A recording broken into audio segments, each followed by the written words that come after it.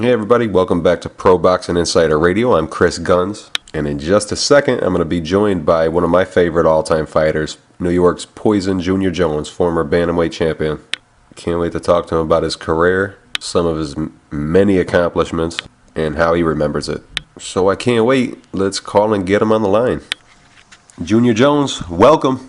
How you doing? I'm doing fine, thank you. Yeah, major fan of yours. You did so much in the sport, and I just appreciate you joining me, man. Yes, thank you. And so tell me about yourself, Junior. You're from Brooklyn. Were you born there too? Yes, I was born and raised in Brooklyn. So I grew up my whole life in Brooklyn. Mm-hmm. And what kind of neighborhood? What part of Brooklyn are you from, and what kind of neighborhood was it? I grew up in Bushwick. It's a very rough neighborhood, Bushwick. It's near Bedford-Stuyvesant. Mm-hmm. And tell me about the Jones household. What was it like growing up? My household was I grew up at the time. It was myself and I had two sisters, and I was the youngest one before the addition of my brother, mother, and sister. But growing up in that household was I had a fun household. I had two sisters, my brother and I, and growing up in the household was cool. We played games, we made things up, things like that. And of course, I got it in most of the time, but the household was fun growing up. Yeah, what kind of kid were you? Were you a fun-loving kid? I was a good kid. I was never really too much in trouble. I was always one of the kids who wanted to get to fights in the neighborhood with everybody. So I was always one of the kids that always wanted to fight people. Mm-hmm. And who got you into boxing? I got into boxing because I got myself into boxing. And that's because at the time, my sister Renee, who was 2 years older than I, she used to always beat me up. And I got into boxing to try to defend myself against her. That's funny. Against your sister. Yeah, I couldn't beat her, so I got in boxing. And the funny thing was, because the thing was, to explain to everyone, is that I used to beat my Erica up all the time. And Renee used to beat me up for being Erica, but she did it worse. She used to beat me up, put me on a 5-head neck with no clothes until mom got home.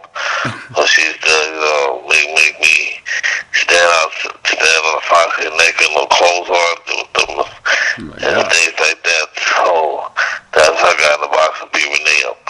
That's why you needed to fight. Yeah. That's crazy. Yeah, I had to fight. I got tired of it. And how old were you when you first walked into a gym?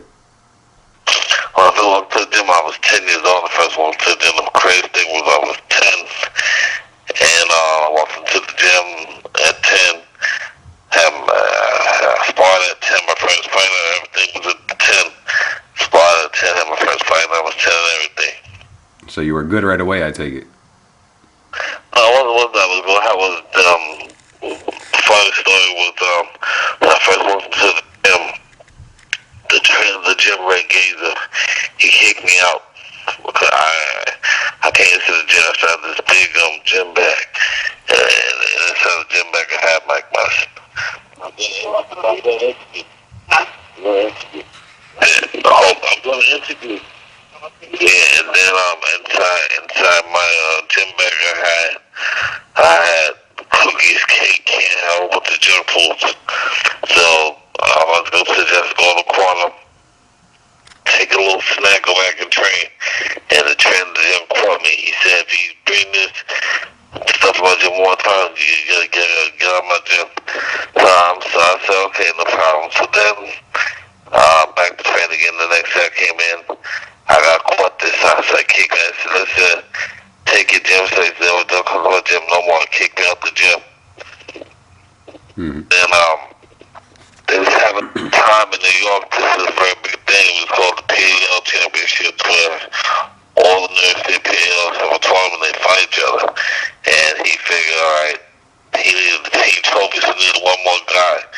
And guess what? The one more guy for me. Mm-hmm. And mine came out the gym for like maybe a month at a time. So then now he's right around the neighborhood asking about be junior.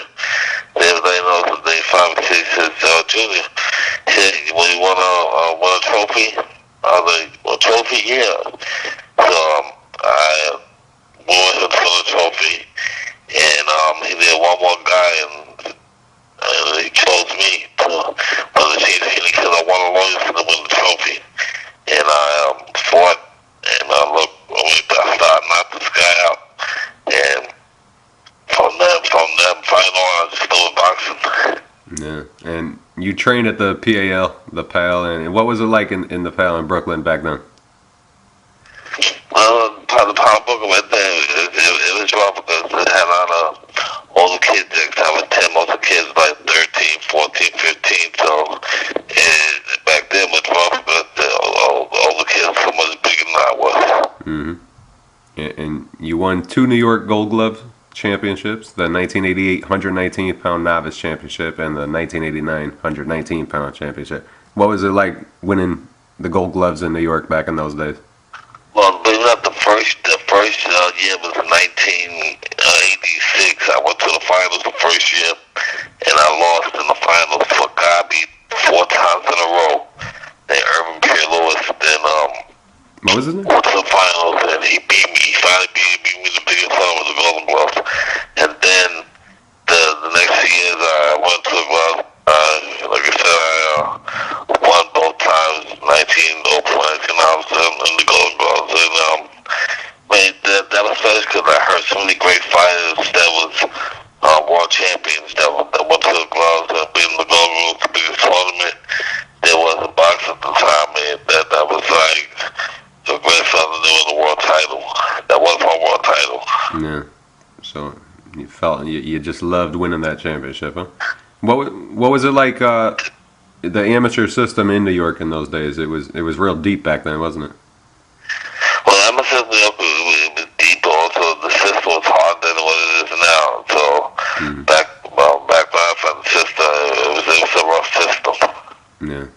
And in 1988, you defeated Arnold Miranda, the Cage Recreation, in the finals to win the championship. Yeah. Who was some of the opponents that stand out that we would recognize, like some names? What kind of fighter was Arnold Miranda? Well, Miranda was tough. I fought him in the gloves. It's like I remember watching him fight one time in the gloves. As a matter of fact, he fought in the coordinated semifinals, and I watched the fight in the semifinals. I fought, and I was like, "Oh, this guy don't win." And he stopped the guy, and he won. And we having to fight him. It was nervous because, like I said, I knew this. He was supposed to be pretty good. Mm-hmm. And you also fought internationally too. What's some of the places you've been to that you look back and you're happy you got a chance to travel with the team? Well, international, I never lost international. I fought in Finland, I fought Germany, I fought France, I fought Russia, I fought Korea, I fought Norway, I fought Osway. So I fought quite a few countries. And your total record was 150-9. You don't see that anymore, do you? No, not really. I think now, believe it or not, I think that's nothing. Guys are having like 300 amateur fights now, something 159 is nothing. No. People are making the Olympic team off 30, 40 wins now. Yeah, but I mean, these guys got like 40 wins amateurs now. Yeah. And in the Olympic box-off, you lost to eventual gold medalist Kennedy McKinney. How did it feel to miss out on the Olympics after the kind of amateur career you had? Well, truthfully, it didn't bother me that much. So it didn't bother me. Because most of the time when I had the Olympic trials and stuff, I didn't care if I won or lost. I just wanted to go on the trip. Just because they paid us a little bit of money, like $20, $30, $40 a day. And just to go away on a trip. So it's like, a lot of times, it really didn't bother me too much because I really didn't know significant to what I lost to the truth. Yeah. Did you know you were going to turn pro right away? Nah, not really. I turned pro because amateur game, because my last outside the Olympic trials, I didn't lose no fight, so the day wasn't that much again, so it get a little bit boring because I was walking through everybody, so I wanted to turn pro just to see how I could do it with a grown man, because I was 18, so I wanted to see, can I fight a grown man? Mm-hmm. And you did. You turned pro. You remember who you fought and where and what the result was? I like to test your memory like that. Matter of fact, the first time I turned pro, I fought in Atlantic City. I fought, I forgot this kid's name, but I know it was Atlantic City. And I stopped the guy in 2 rounds or 1 round, something like that. Yeah, you stopped George Young in the first round. Right, George Young. Yeah, right, it was George Young from Atlantic City. Mm-hmm. He was from Khaki. He was Camerooni's fighter. Mm-hmm. He was Camerooni's fighter, so I stopped for 1 round. You got it. And in your third pro fight, you fought John Michael Johnson. He was 7-2 at the time, and after losing to you, he went on to challenge Lalo Ladwaba for his IBF Super Bantamweight title, and he stopped Antonio Diaz and Harold Gray for a title. What was he like back then when you were just in your third fight? And he was like, I think 7-2. Yeah, 7-2. Yeah, man. Yeah, no, he was 7-1, something like that. I mean, like I said, to me, it was just a point of just fighting guy. Cause at the time, being a bantamweight, they said it was not a bantamweight. You couldn't find him a lot. So at the time, I was just happy to get another fight. So I didn't even care about who I fought. That was the best him or anybody else. Mm-hmm. And you just were that confident in yourself. Yeah, definitely. And most definitely, because then also I was confident. A lot of people, they're saying off for Barrett, they was like, oh, he's such a big, but I was such a big Barrett, so they were saying that Barrett didn't come on my side, so they gave more confidence. Mm-hmm. And later on, you fought Anthony Barella. First time you went 8 rounds. How'd you feel after that one, going 8 rounds? Well, that fight, I remember fighting Barella. That fight I won, but I didn't look too good because I was more concerned going the distance than anything else. Mm-hmm. And that was on the undercard of a whole card. It featured Bernard Hopkins and Al Cole and Ray Mercer fought Burt Cooper on that one, I think. And that was on that triple threat undercard. Yeah. And what was it like back then doing the triple threat? What was that like with hanging out with the triple threat and being a part of it? I mean, those guys, the triple threat was up there. Was Al Cole, Ray Mercer, and Charles Murray. Mm-hmm. And I was good friends with all of them. So being on the card them is like, I felt like I was one of the threats. Yeah, you were a threat. And did you ever witness the beef that went on between Al Cole and Ray Mercer? Not at all. Like I said, I was just cool with both of them, so I stood out the middle of that. And so everything with me, I was just neutral when it came to that beef. Yeah. A little bit after that one, you had a close one with Juan Carrazzo. You won a majority decision. What kind of fight was Carrazzo that night? Oh, no, Carrazzo fought out the real cool because this guy was like real slick and came one of Puerto Ricans that's real slick and cagey. So with him, it was like when I was more nervous because, like I said, I know he coming and they told me, the guy can fight a little bit and he's kind of slick. So that fight, like I said, it was kind of hard because he was kind of slick. Yeah, how'd you feel going 10 for the first time when it was over? I mean, no, going 10 for the first time, like I said, I mean, it was a great feeling to know that I could go the distance, so that's all the thing. Give me confidence that if I can go 10 rounds, that I can go the distance. Yeah, you were stepping it up when you fought former flyweight champion Rolando Bahal. Tell me about that one. Well, with him, I was kind of nervous because it was like they were telling me at the time the former flyweight champion that he was pretty good, and so with him, I was more nervous because they said he's the former world champion. So fighting him, it was just nervous. But like I said, I just had so much confidence going in because of the things that did, plus being undefeated. Mm-hmm. And then in your 20th pro fight, you fought for your first pro title. You fought Daroe Andujar from the Philippines, good fighter, and it's for the USBA Bantamweight Championship. What do you remember about that night? Well, I remember fighting him. It was good because he had beat to get that fight. They were trying to build me and a guy named Eddie Cook up at the time. Eddie Cook was a great puncher, and Andujar beat Eddie Cook. And when he beat Eddie Cook, it was like a great fight to me because after he beat Eddie Cook was a guy that was coming up. I mean, he was like cream rise to the top, and then I beat Animal. I felt like, wow, I mean, I was really that good. It must have felt great. And how'd you feel after the fight's over and you're in the back dressing room holding your title for the first time? What's that feel like?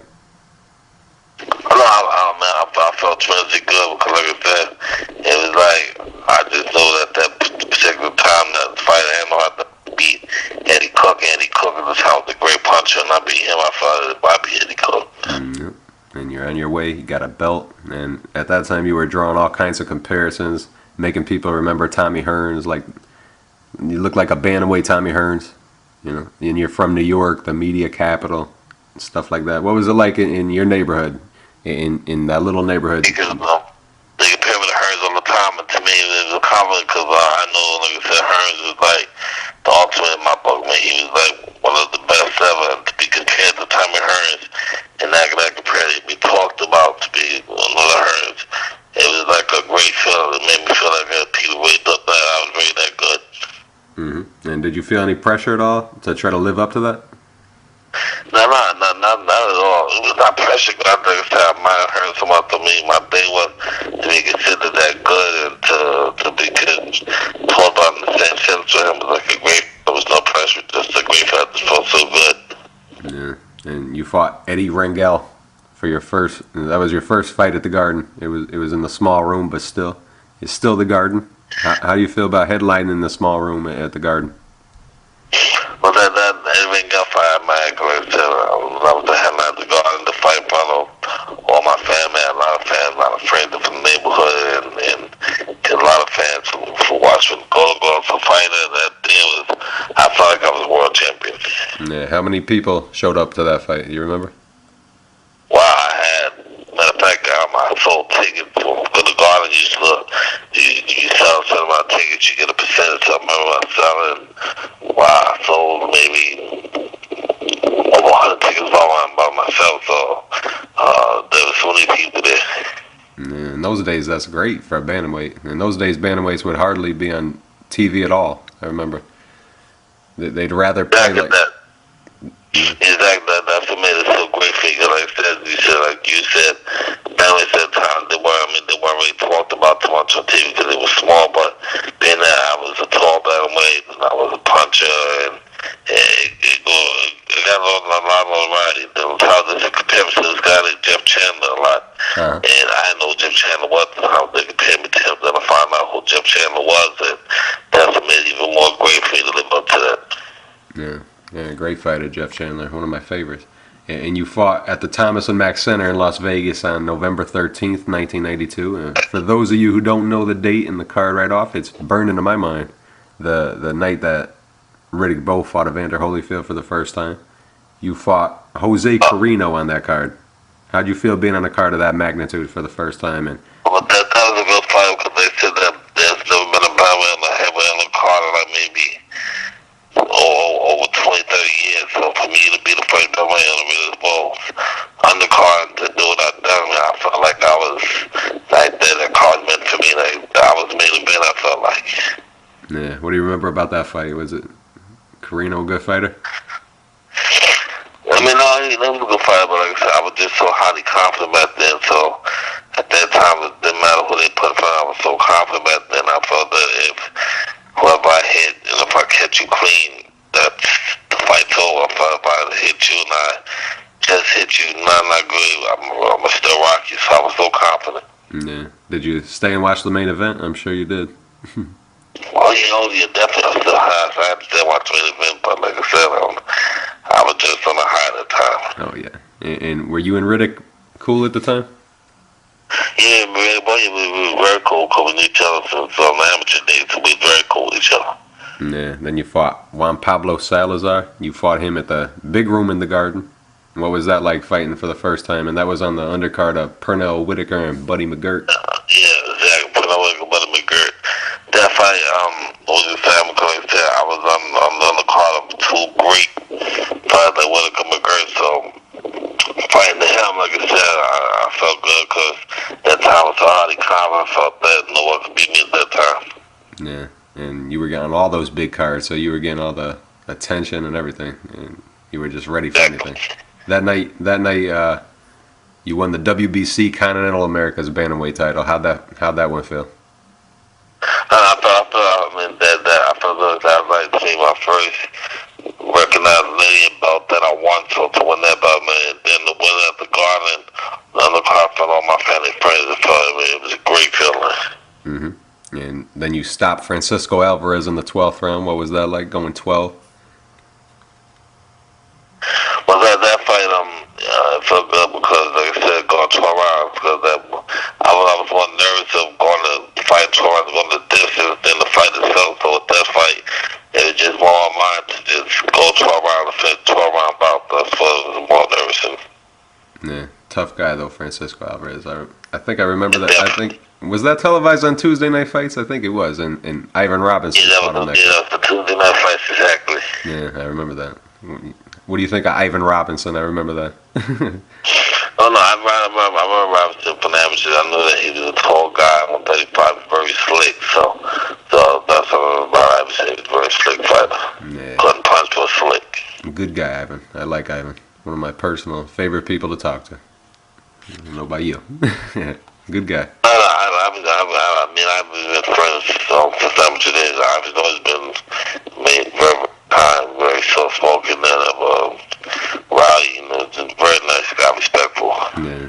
And then you got your title shot in your very next fight. You fight for the WBA Bantamweight title against unbeaten Jorge Julio. What kind of fight was it? Do you remember that?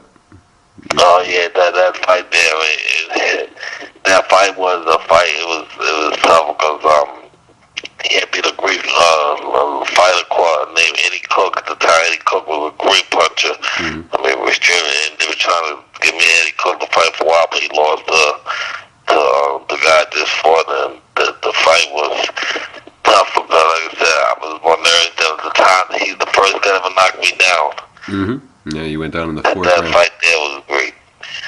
And then you had him down in the 11th. You went down in the 4th, and you had him down in the 11th, and you won the Bantamweight championship that night. How'd that one feel? You're the champion of the world now? Because he was down, but he was out by maybe 1 to 1 seconds left because he was down, he was out. So that fight was great. I mean, I had so many people there from Brooklyn, from all neighborhood that came out to see me, and friends that I grew up with came to see me. So that was like the ultimate right there. Yeah. And your first defense came against Elvis Alvarez. What kind of fighter was Elvis?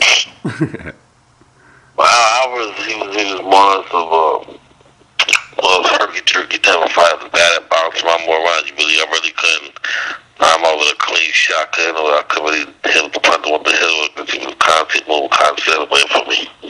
Mm-hmm. And then you defended on another Holyfield card. Didn't go as well as as well as you wanted it to go. Michael Johnson, you fought, and you lose your title and your unbeaten record. What happened that night, Poison?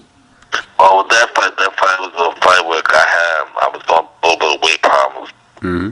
At the time, going through the fight, because what I did was I had to dry out the night before to the point where I dried out for 21 hours, something like that. No eating, no drinking, nothing to make the weight cut. So I was having a little weight difficulties. And that fight was more or less where it's drying out, though drying out. On top of it, was so hot in the sun that day, so I just got weak at the fight, but the fight went along. As long as the fight went weak, I got. Yeah. And you went down 2 times and stopped in the 11th. How'd you feel losing the title that night? No, it was a hurt. I was very hurt because, I felt that shit had hold it for a long time, and I felt hurt because I was just talking about so much that the next channel, they were trying to compare me, trying to make a fight me, and it kind of out time, and when I lost that fight, I blew the opportunity. Mm-hmm. And boxing's a mental game. By the time you fought the next fight, did you feel like you were over it yet? Because you only fought like 6 weeks later, the next fight. Did you feel like you were over it? Not really. Well, not really, man, because not that was all about the mental. I was just still trying to, go back and try to make up for the loss and the previous loss I had. Yeah, in the next fight, you won a unanimous decision against Orlando Fernandez that night, but you actually got stopped in your next fight again by Daryl Pinckney, this time in 3 rounds. And he's a guy with an 18-18 record. Doesn't look good to lose to a guy like that. And how about after that loss? Where were you mentally after that loss? You lose 2 out of 3, and you think it was just all related? You think it was all just related to that first loss? Well, I think with the Pinckney, it was a fight where, like I said, with him, I thought that they shouldn't have stopped the fight. Mm-hmm. But nonetheless, because he did make a good shot, but I don't think they should have stopped because I did get up. I was a little wobbly. But when we stopped, then I think with Pinckney was more or less where I took the fight more lightly than seriously than what I should have taken it. Yeah. Did you ever think about retiring at that point, or were you just? Yeah, definitely. I was doing boxing at that particular time.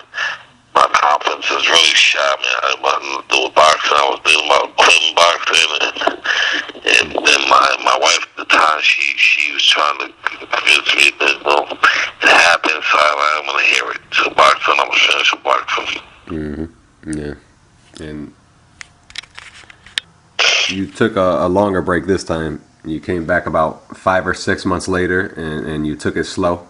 You fought 5 times in 1995, and at the end of 95, you were training. You were getting ready to fight Armando Navarro at Madison Square Garden, and your trainer, Joey Ferriello, had a stroke, and he passed away like 2 weeks before the fight.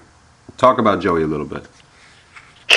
Well, Joey was one of the greatest trainers I've ever had, because Joey was the guy that he wouldn't lie to you. I mean, if you did good, he'd tell you did good. If you didn't do good, he'd tell you. So Joey's the guy where he was very straightforward. He wouldn't lie to you. He'd tell you exactly what he would sugarcoat nothing. So Joey, I mean, he was a great trainer, but Joey was the trainer that really helped develop my jab, because everything with him was jabbing. So Joey was the ultimate trainer. Yeah. So you have to fight with a heavy heart that night, and is that the first fight you linked up with Tommy Brooks? Is that the first fight? Did you go to Tommy Brooks after? Okay. And you being from New York, you got to be familiar with Tommy, right?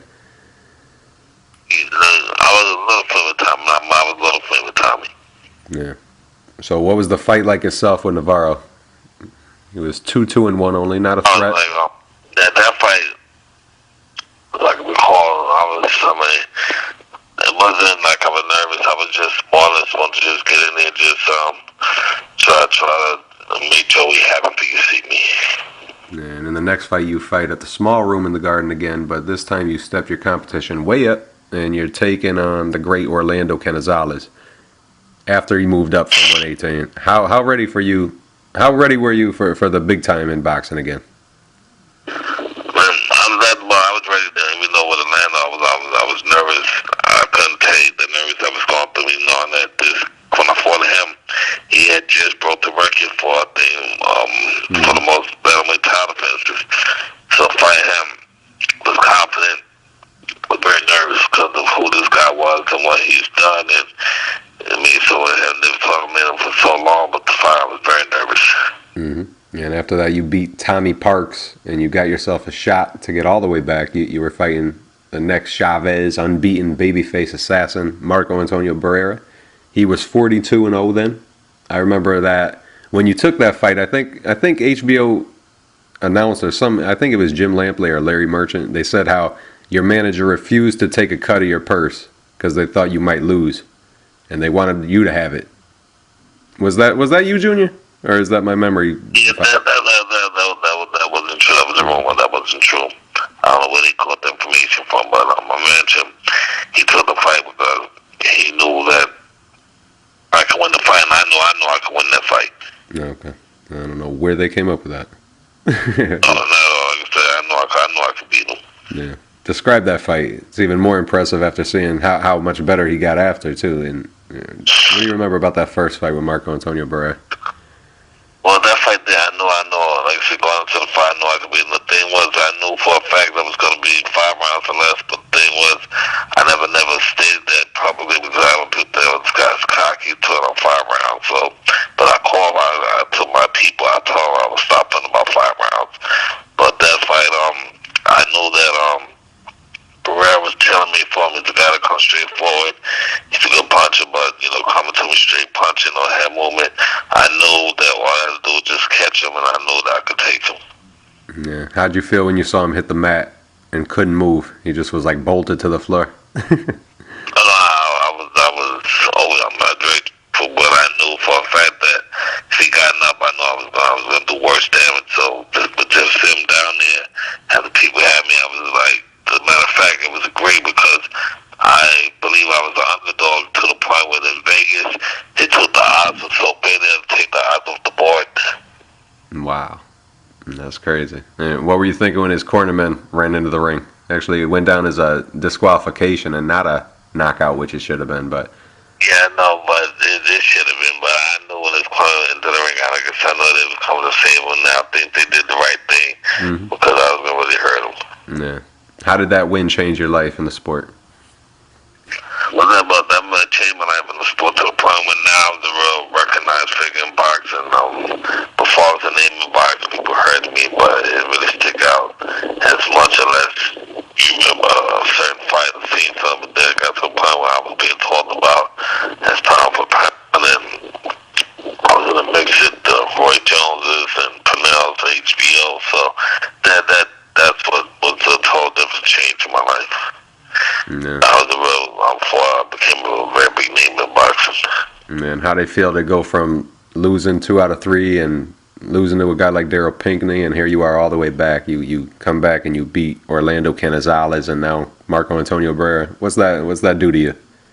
You feel like you're all the way back? It was big. I felt something. Like I said, after I beat Canizales, I was like, knew that I was one of the elite guys, and I just needed an opportunity, a shot at somebody. So that time I knew that I felt like I was one of the best. I should have been in that class. So I think that it was well deserved for me to be in that class. And you took the rematch, and he changed his tactics a little bit. He tried to move a little bit more, and he did add that pretty good to his game after too. I mean, he really improved his whole game after losing that first fight. But you still got the decision, and it was a closer fight in the second fight. What do you remember about that one? It was somewhat controversial too. What do you remember? That fight, I knew I was losing at the first maybe 5 rounds, and I was behind because he started boxing me. I couldn't really adjust because everyone I sparred with, training for that fight, the spar partner I brought in was all guys that was, coming straight to me, trying to punch. So when he started to box me, that totally threw me off. And then on top of it, I knew I had like one of the best jabs in boxing. Then to see this guy out jabbing me was like, it was just mind-boggling to try to figure him out. Yeah. So what Barrera was harder for you to face? So the second one, I would. The second fight. The first fight, I was very expecting would come up and punch it because he just fought a great fight in McKinney. So I knew he was gonna come at me punching and come at me without backing down. And I knew that all I had to do was just catch him coming in, and I'll be okay because I know I can punch. And then the rematch when he started boxing me, he totally threw me off. I didn't train for a boxer. I had no spar part of that box. Everybody that brought up a spar came straight to me. Yeah. How surprising was it to see this guy boxing so good after he got so much recognition for being a brawler like Chavez, and now he's kind of like Salvador Sanchez, boxing and punching?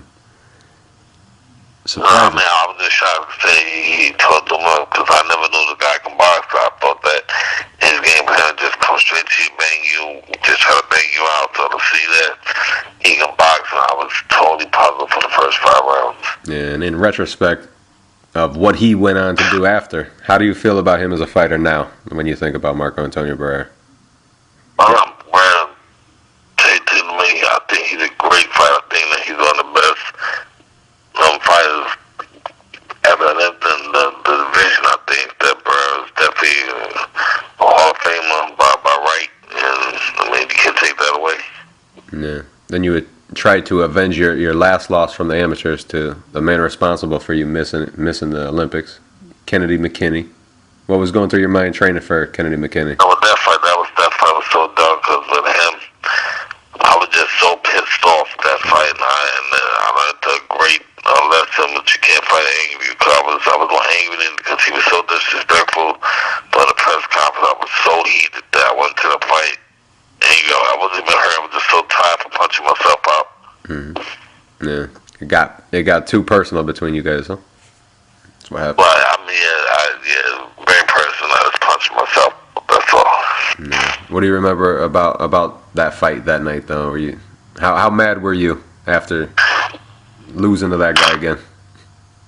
Well, I was very angry. Like I said, when I dropped him, I really didn't catch him clean. I thought I caught him. But so when I dropped him, he went to stall after all those punches. Any punch I threw was extremely hard shot. So I truly just totally punched myself. I was dead tired. Yeah. What would you say if you saw Kennedy today? You have nothing to say to him? No. If I said they show them much respect, I greet them because it's a fight, nothing personal. He came in before, it was nothing personal. If I won, it had been the same thing. So it's not personal, it's business. Yeah. Then you fought another up and coming Mexican warrior, Eric Morales. What do you think about when you remember that night? When I fought Rob Morales, that fight was really too much power. That fight was, they had me so on the edge, told me to drink the water in Mexico. So I was just so thirsty, I couldn't. So then we had to fly water in from the United States. So to wait for the water to get here, I was so dehydrated because they told me don't drink the water. The sources from the dirt, don't drink the water. So I was just so dehydrated from not drinking the water. God. And where were you after that loss? Did you think you might retire then? Yeah, man. Yeah, that was definitely my retirement. Definitely. I mean, I just was through. Yeah. And when you heard that Marco Antonio Barrera was fighting Eric Morales, who'd you think was going to win? I thought that Barrera won because I fought both. I knew that Barrera was the more solid puncher. His punched him more, but than Morales was. Yeah. And you returned against Tom Boom Boom Johnson, and that was a good fight. I remember that one. What do you remember about Tom Boom Boom Johnson? Well, with Boom Boom, the fight where I knew that he was the former IBO champion, 11, 12 defenses. I knew from sparring, we had the same trainer at the time. We sparred a lot, so I knew coming in the fight with Boom, I knew that fight was not going to be easy because he was very experienced and he knew how to boy punches. Yeah, and a lot of people didn't think he was that much of a threat because he just lost to Nassim Hamed not too long before that. But I think he just had a hard time with southpaws. But if you were not a southpaw, I think he'll give you hell. You know, Tom Johnson. I believe so. Yeah. Then you fought in England. You fought Richard Evat. And what do you think about England? How did they treat you there? He was treating me good, but with Richard Evans, he was a guy I know nothing to zero about. So with him, it was one that I just went to fight not knowing nothing about this guy. So he surprised me. Mm-hmm. And how did the people of England treat you? Did they? They treated me open arms. They was very good to me. A lot of fans out there just trying to make me and Hamed. So the England people were very nice to me. Yeah, they're real knowledgeable, and they treat American boxers real good when they go there. A lot of American boxers actually like going there and prefer being there because they're treated more respectfully and people know them better, I guess. But that was the undercard of Nassim Hamed fighting Paul Ingle, and Tommy Hearns beat Nate Miller on that night too. What do you remember? What do you say to Tommy Hearns when you guys are fighting on the same card together? I'm not so good to fight. I mean, Hearns just did less from the boxing, so the fight on the card with him was it's a perfect feeling to the point where I tried my best to feel good. Yeah, it was like father and son there that night. Exactly, so good. And then you decisioned former champion Tracy Harris Patterson by majority decision. That was a close fight, huh? Well, Tracy fight was really close. So he's a guy where he's very strong. I remember Tracy had tremendous power. The thing was, he was trying to bait me into a punch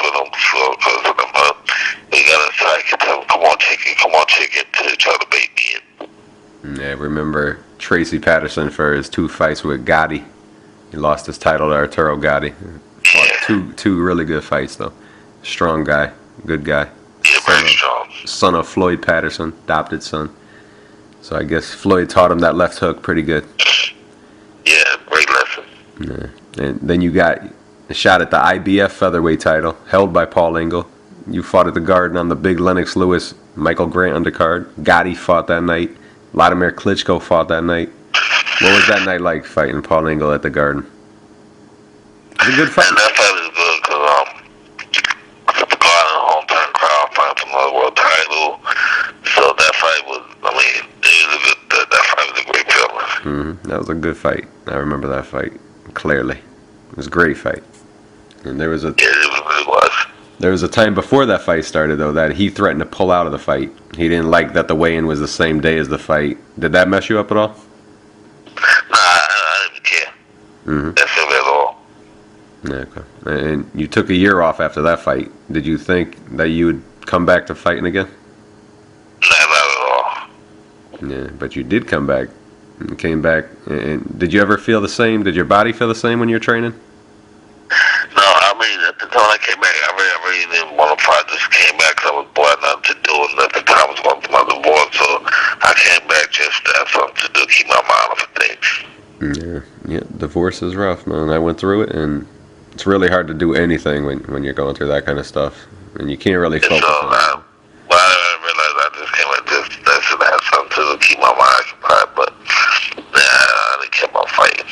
Yeah, you won 3 fights and you dropped a decision to Ivan Alvarez, and that was it.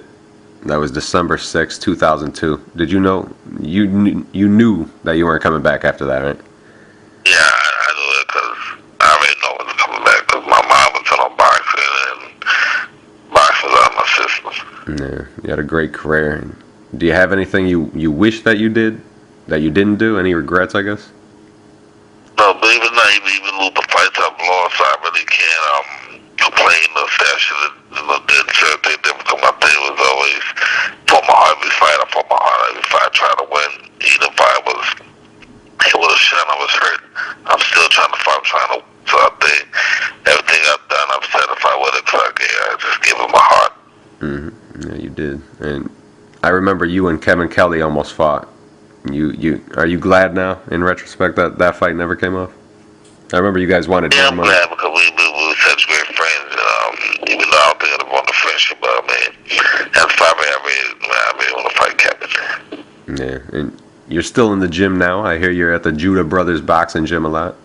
What's that gym like? I'm training fighters right now. What do you think of that gym? You loving it? It's a great gym. It's a homie gym. It's not like, it's just a homie sort of gym. So, I mean, I do like the gym a lot. I'm having a good time training there. Yeah, and that's what you're focusing on now, training and passing your knowledge on?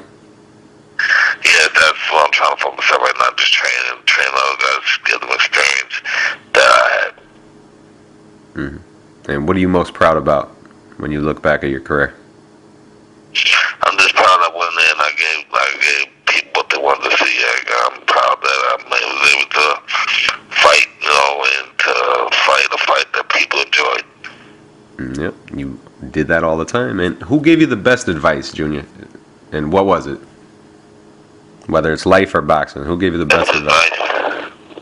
I think it's my mother. She always, one time she told me that you gotta know when to say when. It doesn't take, she said it's not bad to be at the time you want to fight them all. You gotta know when to say when. Your life is more important than anything else in boxing. And we're coming up to the 10-year anniversary that you out of the game. How important is it to you to be recognized by Ed Brophy in the Hall of Fame one day? It's a great feeling to be recognized by Ed Brophy in the Hall of Fame because that's something, constant boxing that's just to be considered, to be talked in that breadth of it. It's like a tremendous feeling to be considered among the greatest. Yeah, don't you think you deserve to be enshrined, Junior? You got it. I think I've done enough to hopefully something be done to my heart. I think that the crowd they wanted. I never bored nobody, and I always put my heart out. And how do you feel in retrospect about helping bring little guys to the forefront of the sport with the help of Michael Carbajal and Chiquita Gonzalez, Nassim Hamed, Kevin Kelly, Johnny Tapia, Barrera Morales, Wayne McCullough? How's it feel to be one of those guys that are responsible for? I felt good because, like I said, with the time, as you know, when I was fighting, little guys didn't get attention they get now, so to be responsible for being one of the little guys to bring the little guys to the forefront of boxing, it's a great feeling to know that I'm responsible for being part of that. Yeah, I think you deserve to be in the Hall of Fame for what you did, and it's overdue, actually, champ. I mean, you're a credit to the sport, and thanks for all you did, Poison Junior Jones. Thank you, man. Appreciate talking to you. And that was Poison Junior Jones, ladies and gentlemen. One of my all-time favorite fighters. And if you know your boxing, he'll be one of yours too. I want to thank Junior for giving some time to us and letting me ask him questions and making my dream come true. Thank you, Junior. And thank you, everybody, for listening. And follow me, Chris Guns, on Twitter at Chris2Guns. Thank you.